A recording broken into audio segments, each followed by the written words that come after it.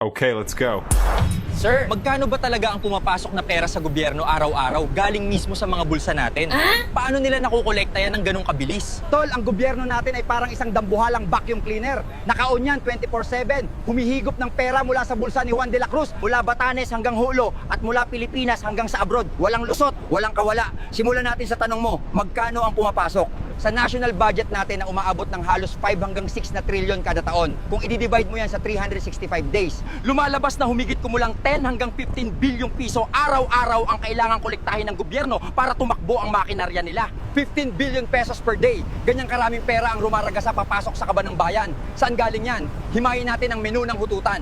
Una, ang BIR o Bureau of Internal Revenue at ang kaltas sweldo. Ito ang frontline. Kung ikaw ay empleyado, bago mo pa mahawakan ang sweldo mo, dumaan na si BIR. Ang tawag dyan, withholding tax. Wala kang choice. Hindi mo pwedeng sabihin, boss, next month na lang ako magbabayad, short ako eh. O kaya pwede bang 50% mo na? Hindi pwede, automatic kaltas. Kaya ang gobyerno siguradong busog tuwing kinsenas at katapusan. Bago mo ipambili ng gatas ng anak mo, nabawasan na nila.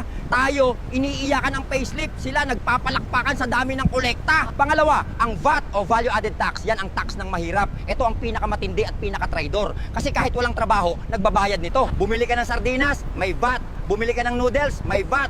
Nagpa-load ka, may VAT. Kahit ang pulubi na bumili ng tinapay sa 7-Eleven, nagbayad ng tax. Kaya wag nilang sasabihin na ang mayayaman lang ang bumubuhay sa bayan. Hindi, ang masang Pilipino, bawat kagat ng pagkain, bawat higop ng kape, may porsyento ang gobyerno. Ang tawag diyan, indirect tax.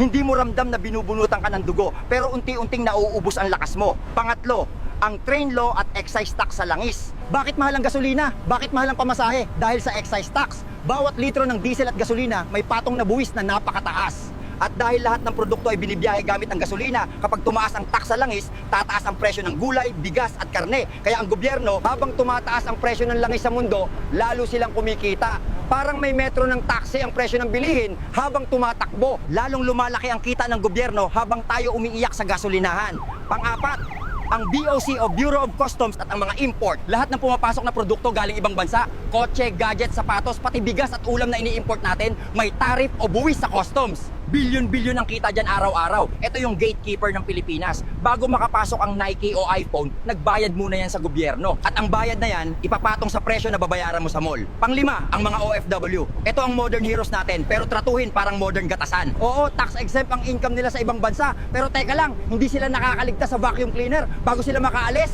Bayad sa passport, bayad sa POEA o DMW processing, bayad sa OWA membership, bayad sa PhilHealth na sa pilitan minsan. Ang daming processing fees at documentation fees. At kapag nagpadala na sila ng remittance sa pamilya nila dito, yung pamilya nila gagastusin ang pera sa Pinas.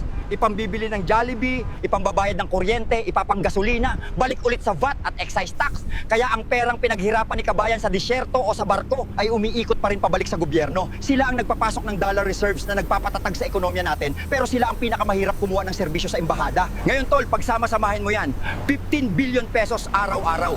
Isipin mo ang bundok ng pera na yan. Sa laki ng halagang yan. Dapat gold ang kalsada natin, dapat aircon ang lahat ng public school, dapat libre ang gamot sa lahat ng ospital, dapat world class ang tren natin at walang siksikan. Pero anyari, bakit lubak-lubak pa rin ang kalsada natin? Bakit siksikan pa rin sa ospital ng bayan at walang kama? Bakit kulang pa rin ang classroom at libro? Bakit ang bagal pa rin ng serbisyo at pila? Dito na papasok ang malungkot na realidad. Ang gobyerno natin ay magaling maningil, pero magaling din mag-magic. Ang perang kinolekta sa atin ng sapilitan, ang perang pinagpaguran natin ng dugo at pawis, pagdating sa taas, pagdating sa kamay ng mga politiko, opisyal at leader, biglang naglalaho. Ang pera ng bayan, ginagawa nilang personal wallet. Yung pondo na dapat para sa infrastruktura, nagiging mansion ni Mayor. Yung pondo na dapat para sa gamot, nagiging sports car ni Congressman. Yung pondo na dapat para sa edukasyon, ay nagiging shopping money ni Senator sa Europe para tayo nag-iigib ng tubig sa timba na butas. Kahit gaano karami ang ibayad nating tax, hindi napupuno ang kaban ng bayan kasi binubulsa nila agad. Sila ang first priority, tayo ang last option.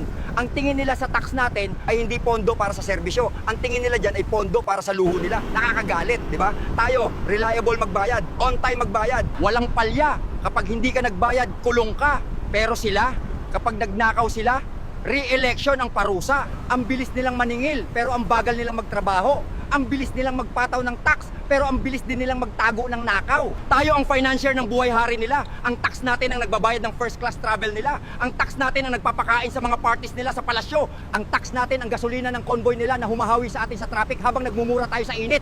Tayo ang nagbabayad para mabastos tayo sa sarili nating bayan. Kaya sa susunod na makita mo ang payslip mo at makita mo ang withholding tax, o sa susunod na makita mo ang resibo ng grocery at makita mo ang VAT, hingang malalim tol. Masakit isipin, pero kailangan nating aminin ng totoo. Ang perang yan na pinaghirapan mo, hindi yan mapupunta sa kalsada o ospital. Posibleng ipapang shopping lang yan ng asawa ng politiko bukas. Kaya kung tatanungin mo ako kung ano ang tamang label ng relasyon natin sa gobyerno, kung saan tayo ang nagpapakahirap magpondo, pero sila ang nagpapakasasa, kung saan ang pera ng bayan ay naglalaho papunta sa bulsa ng iilan, simple lang tol, ang tawag dyan, kaltas, sayo, bulsa, nila. Yan ang masterpiece ng mga politikong pinaglihi sa semento. Bukod sa wala ng hiya sa katawan, mas matigas pa sa asfalto ng EDSA ang pagmumuka.